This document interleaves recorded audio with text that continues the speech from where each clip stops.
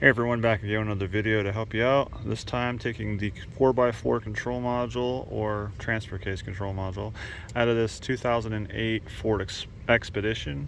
And I don't know the years on these. There's some of these that this is controlled by the TCCM. Others have a standalone module. I made a video a while back of a 2004 that's in a different location, but this is just in this instance. I have seen them in other places, but in this '08, I will show you where it is and what you need to get it out. The only tools I used were a flathead screwdriver, an 8mm on a quarter drive ratchet, and a 7mm, and also you'll need a light of some sort so you can see what you're doing here. But in order to get to this, I had to come over here on the passenger side, remove this kick panel. I actually destroyed this kick panel. I'm in the junkyard, so it's not a big deal, but you'll have to remove the kick panel that covers over this area here, and you'll have your smart junction box.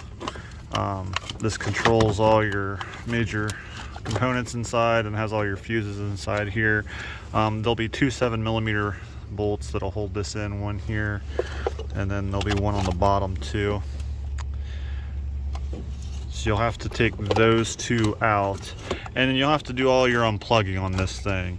I don't think there's any kind of relearn on this. You can just plug everything back in where you unplugged it from, but you'll need this out of the way in order to access where the transfer case control module is, because they mounted this thing way up here. You can see where the two holes are, right up there, and that's where this thing mounts to using two 8mm bolts. I'll show you the configuration. It sits in there at about an angle like so. You can see the two plugs clearly.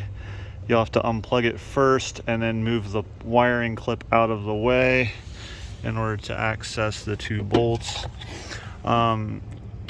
You won't have to take both of them all the way out. You can run one out so far because it'll just slide away, but you can take one you have to take, if I had to do it again, I would take the one up here all the way out and only remove this one so far, because the bottom one you don't have very much room. But remove the top one all the way, remove this one partly, slide this out, and then you'll have it unplugged already, and then you can replace this. This was taken out for a customer, but I don't know if there's any kind of syncing or relearning or scanning or flashing that's needed to do on this module to get it to sync up with your vehicle. So that's something you'd have to consult a mechanic or technician for.